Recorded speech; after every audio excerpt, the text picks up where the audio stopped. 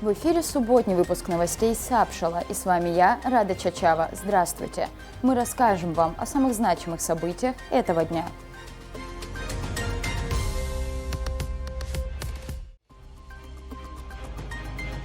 Сегодня в выпуске.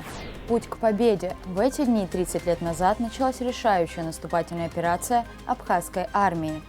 Принести пользу людям. Удивительная история врача из Москвы, переехавшего в Ткварчал. Темная зона в экскурсионном бизнесе. Проблема лжегидов и пути ее решения. Приближается главный праздник в новейшей истории Абхазии – День Победы и Независимости. 30 лет назад абхазский народ одержал победу в кровопролитной войне. 16 сентября началась решающая наступательная операция абхазской армии, вошедшая в историю под названием «Сентябрьское наступление». 16 сентября на Восточном фронте абхазские подразделения, получив боеприпасы и дополнительное вооружение, действуя по общему плану, атаковали позиции противника в нескольких селах и в районе Кадорского моста. Задача была выполнена, центральная автотрасса была перерезана, а на Гумистинском фронте форсирована река Гумиста. Успешной атакой было освобождено село Нижний Каман, установлен контроль над Верхнегумистинским мостом, взят под контроль берег Гумисты. От Нижнегумистинского моста абхазские отряды выдвинулись вперед на 500-600 метров.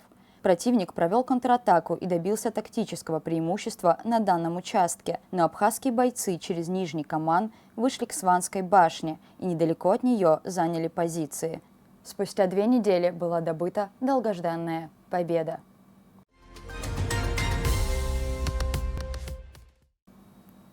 Скорбная новость для всего коллектива абхазской гостелерадиокомпании. Ушла из жизни наша сотрудница Авицба Стелла Николаевна. Ей было 52 года. Последние 5 лет она мужественно боролась с тяжелой болезнью. Стелла Авицба родилась в семье ветерана Отечественной войны народа Абхазии, военнослужащего военно-морских сил республики. 25 лет она посвятила работе на абхазском телевидении на различных должностях. В последние годы выполняла работу системного администратора. Несмотря на все сложности из-за состояния здоровья, она до последнего продолжала работать дистанционно. Мы запомним Стеллу Авицба теплой, умной, мудрой и искренней. Она была достойным другом и человеком. Для нас это невосполнимая утрата.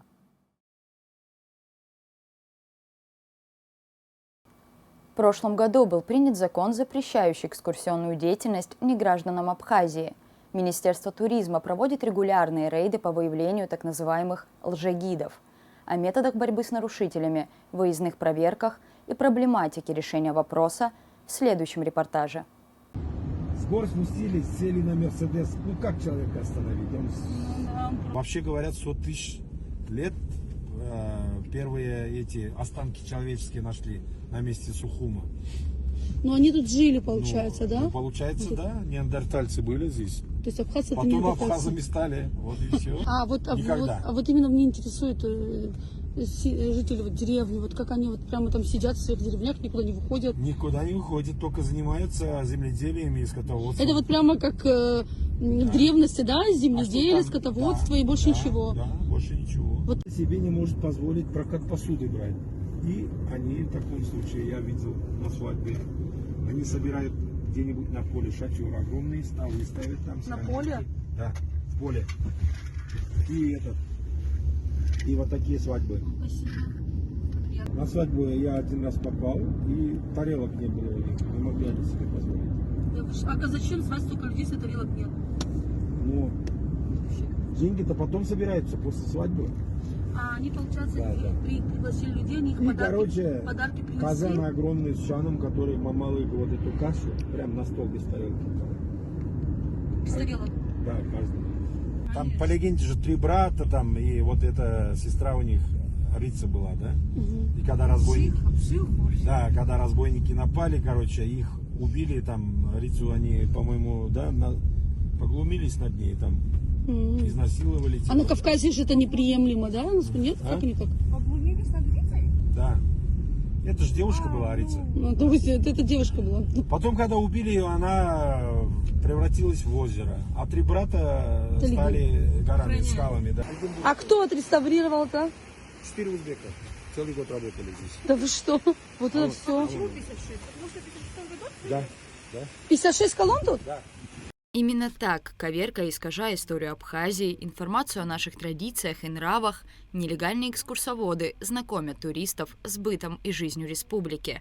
Проблема лжегидов не нова. Еще в прошлом году был принят закон, запрещающий экскурсионную работу для неграждан республики. В первую очередь это, конечно же, идеология в идеологическом плане. Они проводят такую пропаганду, которая вот была выявлена в ходе наших контрольных закупок, которые мы организовали в предыдущие годы, и далее будем работать в этом направлении. Они выдают некорректную информацию. Зачастую это информация, которая взята с страниц, таких как Википедия, да, и с Гугла, и много, в основном это Википедия, в которой прописано, что Абхазия – это составная часть Грузии, про грузинской направленности информация. Для многих и топонимику они используют соответствующую, они не обладают знаниями в области истории Абхазии, и самое главное, у них нет той любви к Абхазии, которая может быть только у гражданина Республики Абхазия, который прожил здесь, он понимает всю боль, все радости и невзгоды своего народа и может передать информацию именно с этой позиции, с позиции гражданина Абхазии. Надеясь на какие-то сенсации, хорошие продажи, они показывают в большей степени именно негативную сторону. Потому что, как мы знаем, все, что негативно, оно более запоминается, да, запоминается лучше, и, соответственно, они работают именно в таком вот ракурсе. Это показали контрольные закупки, это не голословно, и доказательства у нас есть, видео есть, и доказательств немало. Недавно, кстати, 13 сентября, если не ошибаюсь, была очередная проверка Министерства туризма. Искажение информации, распространение ложных данных, оскорбительное и некорректное поведение – лишь верхушка айсберга в проблеме нелегальных гидов. Страдает не только имидж нашей страны, представленный со слов тех, кто не знаком с историей и культурой Абхазии, но и экономическая сторона вопроса оказывается под угрозой. Ведь иностранные экскурсоводы, нелегально работающие в Абхазии, не оплачивают налоги государству, на истории становления которого зарабатывают немалые деньги. Цена на индивидуальные туры стартует от 20 тысяч рублей. Групповой же тур по стране души обойдется минимум в 5 тысяч рублей с человека. Их экскурсии стоят гораздо дороже, чем экскурсии легальных туроператоров, легальных экскурсоводов за счет того, что это якобы эксклюзивный тур по заброшенным местам, объектам и многое-многое другое. То есть просто стоит открыть эти сайты, там стоимость экскурсии с человека может составлять от 20 тысяч рублей. При этом в бюджет нашей страны не поступает ни рубля. Помимо того, что наносится финансовый урон нашему бюджету, Абхазия несет репутационный урон и много-много издержек по этому поводу. Благодаря проведению контрольных закупок абхазскими гидами общество обратило внимание на существующую проблему и был принят закон, запрещающий деятельность нелегальных экскурсоводов. На сегодняшний день работа продолжается. Министерство туризма совместно с Ассоциацией экскурсоводов Абхазии «Абхазгид» проводит регулярные выездные проверки на постах в Гагарском районе. По словам Линды Ампар, несмотря на прилагаемые усилия, ситуация коренным образом не меняется. Проблема осталась, и ситуация усугубляется с каждым днем. Объясню почему. Потому что по закону Министерство туризма, именно Министерство туризма выписывает протоколы на нелегальных гидов, и, получается, всю ответственность переложили на плечи именно Министерства туризма. Но одно министерство не может справиться с этой проблемой. Обязательно нужна поддержка и помощь других структур, в том числе, в первую очередь, это МВД, ОБЭП. Без их поддержки будет очень сложно. И самое главное – финансовая сторона этого вопроса. Проверки сейчас проводятся после принятия этого закона. Проводились летом дважды в неделю. Выезжали сотрудники Министерства туризма. Однако они выезжали на 2-3 часа на эти проверки. Мы тоже принимали участие в этих проверках по приглашению Министерства туризма. Но, как показала практика, пока проверка находится на каком-либо объекте, нелегальных гидов нет. Стоит уехать контролирующим органам, тут же они появляются на этих объектах. В 21 веке обмен информацией происходит быстро. Наши собеседники рассказали, лжегиды предупреждают друг друга о проверках и тщательно избегают рейдов. Зафиксировать нарушителей можно еще на въезде в республику. На данный момент существует база данных автомобильных номеров, уже замеченных в нелегальной экскурсионной деятельности. Для этого нужно, конечно, изыскать средства из бюджета нашей страны для того, чтобы профинансировать данный вопрос, данную тему. Выявленные нарушители наказываются рублем. Первоначальный штраф составляет 18 тысяч рублей, однако оплачивать его спешат далеко не все. В базе нелегальных гидов уже числится больше 200 имен, но рычагов воздействия на иностранных экскурсоводов не так много, как хотелось бы. База данных была создана сотрудниками Ассоциации экскурсоводов на нелегально действующих гидов, которые систематически, заезжая в Абхазию, наносят урон, опять же, и финансовый, в нашей республике репутационный урон. И те нелегальные гиды, которые систематически нарушают закон, действующий о туристской деятельности, они все состоят в этой базе данных. То есть это та база, которая была создана непосредственно неравнодушными гидами в нашей стране. Эта база позволяет отличить частника, который просто самостоятельно заехал на территорию Абхазии разово, от нелегально действующего гида, который нарушает законы в нашей стране, который, зарабатывая деньги. Как отметили абхазские гиды, у них по-настоящему болит душа за происходящее. Исковерканное представление истории нашей Родины для гостей республики, имиджевые риски, финансовые потери государства и порой даже вопиющая небезопасность для самих туристов – все это кроется в проблеме работы лжегидов в Абхазии. Как отметили в Министерстве туризма, проверки проводятся регулярно, вне зависимости от сезона, дважды или трижды в неделю, при участии представителей других ведомств и служб. Даже если они не оплатят данный штраф, далее никаких действий с нашей стороны нет. Эту проблему далее нужно решать на законодательном уровне, потому что у нас нет таких рычагов воздействия, как, например, не впускать на территорию нашей страны нарушителя, который злостно нарушает законы Республики Абхазия. У нас нет поддержки со стороны пограничников Республики Абхазия, то есть у нас нет такой базы, чтобы мы могли передать нашу базу со злостными нарушителями, и их не запускали, пока они не выплатят данный штраф. У нас есть поддержка, которую нам оказывает Министерство юстиции Республики Абхазия, в частности, и министр юстиции нас очень поддерживает в этом вопросе, но поддержка также нужна и со стороны структур, которые проверяют на границе.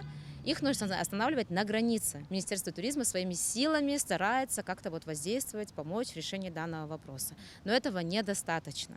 И нелегальные гиды с каждым годом они не уменьшаются. Их становится все еще больше. Появляются новые, очень много новеньких, очень много. Мы их заносим в нашу базу. Вот сейчас в нашей базе более 200 это злостных нарушителей, которые ежедневно ведут экскурсии на территории нашей республики. Астамур Барциц отметил, что существующая база автомобильных номеров гидов, заезжающих на территорию страны, также берется во внимание в ходе борьбы с нелегалами. По словам Астамура Барциц, изменения в ситуации есть. Для того, чтобы осуществлять свою деятельность на территории Республики Абхазия, необходимо в первую очередь, согласно действующему законодательству в сфере туризма, быть гражданином Республики Абхазия и аттестованным у нас в ведомстве, то есть в Министерстве Республики Абхазия. На данный момент у Министерства есть полномочия выявлять в ходе контрольных выездных мероприятий и на объектах турпоказа так называемых нелегальных экскурсоводов. При их выявлении сотрудниками Министерства составляется протокол, а также выписывается постановление. На сегодняшний день насчитывается около 98 туристо-экскурсионных маршрутов. И, соответственно, мероприятия проводятся по всей территории нашей республики. В мероприятиях задействованы сотрудники МВД Республики Абхазия, в частности, отдел УБЭПИК по экономическим преступлениям и антикоррупционной составляющей, также сотрудники ГАИ, потому что в компетенцию сотрудников Министерства по туризму не входит, вы понимаете, остановка автотранспорта. Дальше в ходе контрольных мероприятий возникают такие вопросы, что человек занимается трансфером. Если он занимается трансфером, соответственно, у него должна быть лицензия, разрешающий документ на международные перевозки и так далее. Для проведения данных мероприятий мы задействуем профильные ведомства. Эти мероприятия носят систематический характер и комплексный. Мы проводим мероприятия в Гагринском районе на территории Холодной речки, так называемый «Золотой пост», чтобы максимально пресечь и отсечь весь нелегальный поток. Но, к сожалению, не всегда удается. Также необходимо отметить, что конкуренция между лжегидами и легальными экскурсоводами обусловлена множеством факторов, к примеру, фактором безопасности туриста. В ходе мероприятий мы видим, что некоторые из тех, кто работал нелегально, понимая о своей ответственности административной, переходят уже в правовое русло. То есть они заключают договора с нашими фирмами, пользуются услугами наших экскурсоводов, либо кто раньше работал неофициально, занимался трансфером, работают, заключают также договора, у них есть наличие лицензий. Касательно оплаты штрафов и иных рычагов воздействия на нарушителей абхазского законодательства, Астамур Барциц подчеркнул, что в данном вопросе необходима консолидированная работа ведомств. На сегодняшний день у нас аттестовано около 900 экскурсоводов в Республике Абхазия в министерстве. Помимо этого у нас работает около 40, 60, 50 экскурсионных организаций. И почему турист выбирает поехать в нашу республику, пользуясь услугами нелегального, неофициального туроператора, экскурсовода? Для нас вопрос заключается в том, что в первую очередь, да, есть причина, есть следствие. Основная причина – это безопасность. Мы должны гарантировать, как принимающая сторона, безопасность наших туристов, в первую очередь, которые здесь проживают, а также наших экскурсантов, которые посещают. Потому что в случае, когда происходят какие-то чрезвычайные ситуации, мы несем репутационные потери на международном туристическом рынке. И это мы уже должны обратиться к нашему миграционному законодательству, обратиться к службе судебных исполнителей, как принимаются решения, в частности, о неоплаченных ими штрафах на территории республики. Какие рычаги воздействия есть у них на сегодняшний день. Очень много тех вещей, на которыми надо сегодня поработать. Мы не останавливаемся в этом направлении. Мы работаем, постоянно ведем консультации с нашими коллегами из других профильных ведомств, как искоренить эту проблему.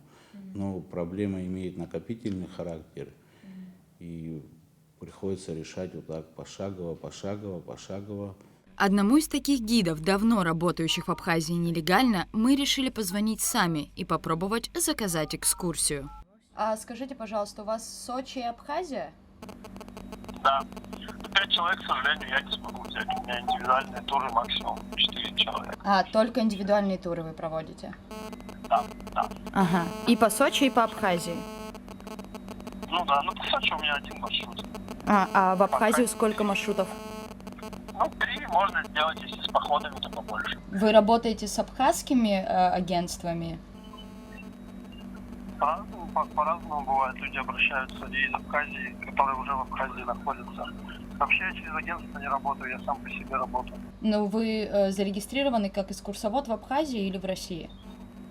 В России.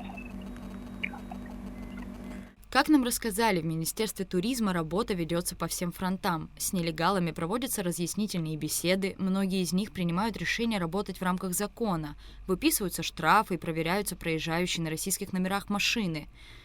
При попытке лжегида выдать пассажиров за друзей или членов семьи, беседы проводятся и с ними. Однако проблема действительно носит накопительный характер, и усилиями одного министерства, функционал которого обширен, и ассоциации экскурсоводов, проводящих рейды на собственные средства, столь масштабную проблему, пожалуй, решить сложно. Для защиты истории, нашей культуры, быта и нравов, для охраны законов Абхазии нужна совместная и кропотливая работа, которая в действительности может дать ощутимые результаты. Рада Чачава, Инал Гвинджа, Абхазское телевидение.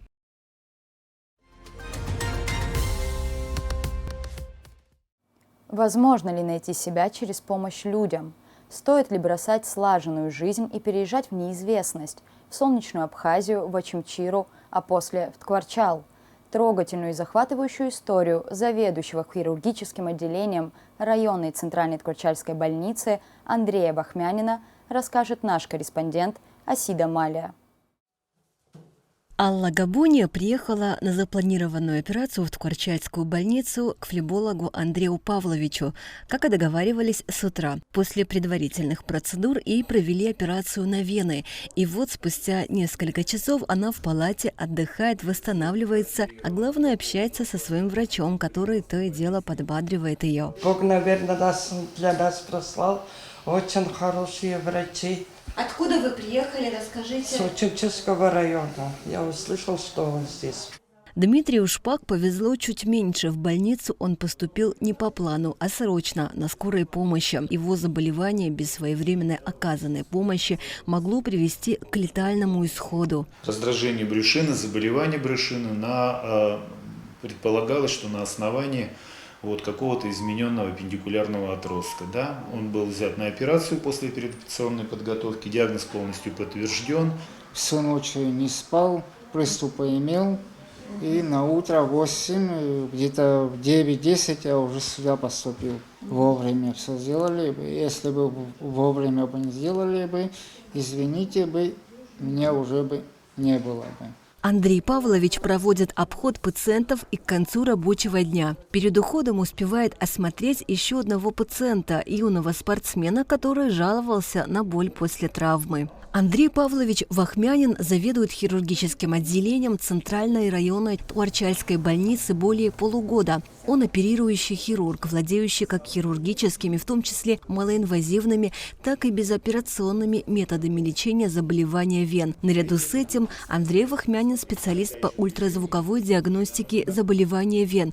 Он врач высшей категории. Обладая сертификатом по ультразвуковой диагностике и используя те возможности, которые существуют в нашем учреждении на базе поликлиники, а именно это аппарат ультразвуковой диагностики, сканирования, то я по показаниям, либо в порядке диспансерного наблюдения провожу ультразвуковое исследование сосудов.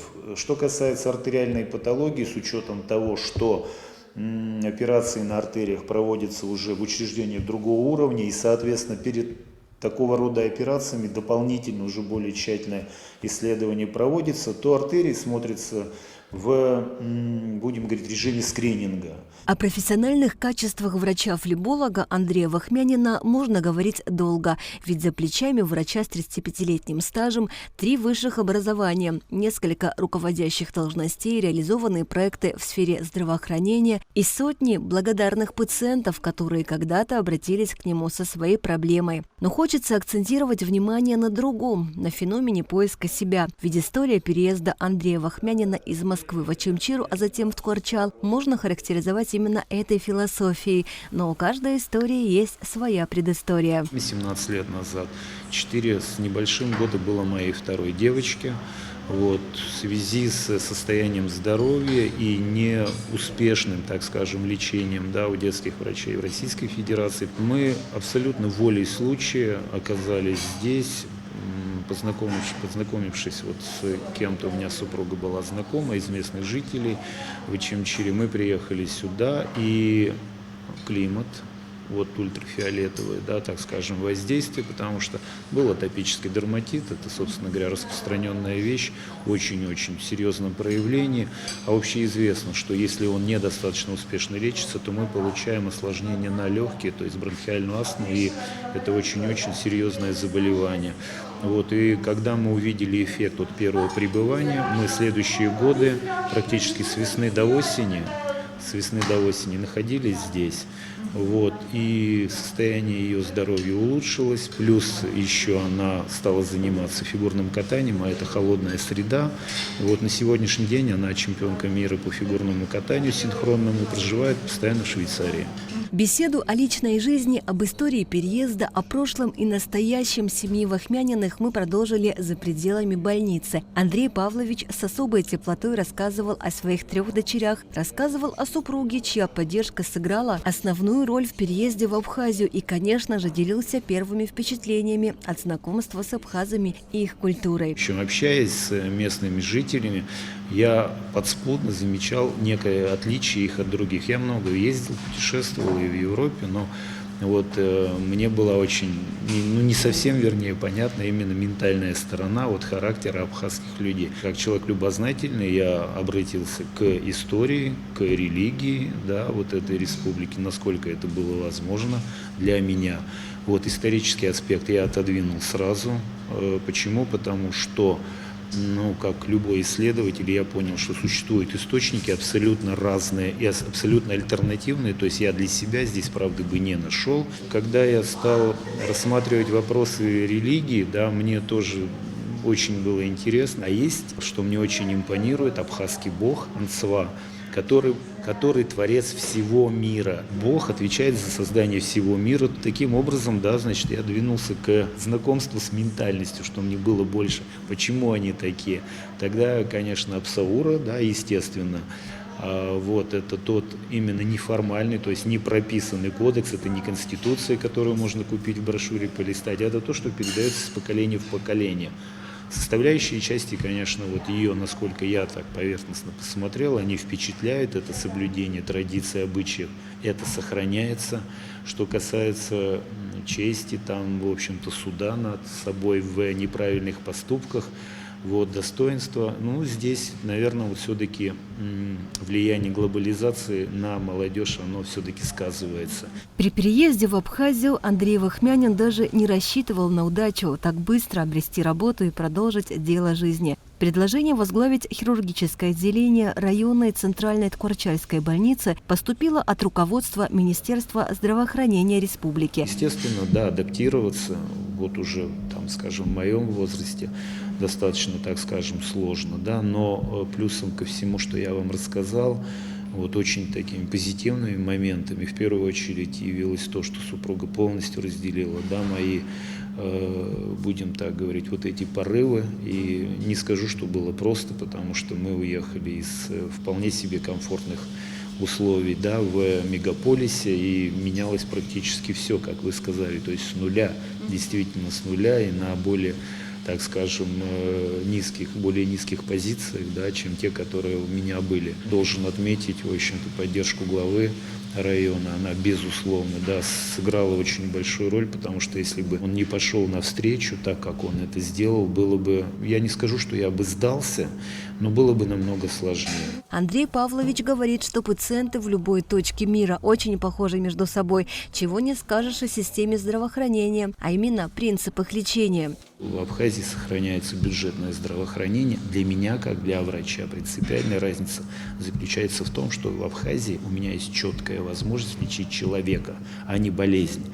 В России я не мог этого делать, поскольку если я отступал от тех прописных правил, которые есть в стандартах, мое учреждение, а я как зам главного врача отвечал еще и за других, да, оно подвергалось штрафным санкциям. Здесь я укладываю человека, он мне рассказывает про все свои жалобы, и я стараюсь вылечить человека, а не болезнь. Для меня это принципиальная вещь. И вот, прожив в Абхазии чуть больше года и подводя промежуточные итоги, Андрей Вахмянин отмечает самое важное – то, что у него есть возможность приносить пользу обществу и делать это с легкостью, со всей душой. Но еще больше он счастлив радушному приему местных жителей. Изучив историю города, он верит в то, что Ткварчал возродится и количество горожан увеличится в разы, как было до войны. Ведь подобный живописный уголок республики, в котором люди могут ощущать себя в безопасности и гарантированно получать качественную медицинскую помощь, ожидает светлое будущее. Асида Малия, Заур Кварчия, Абхазское телевидение.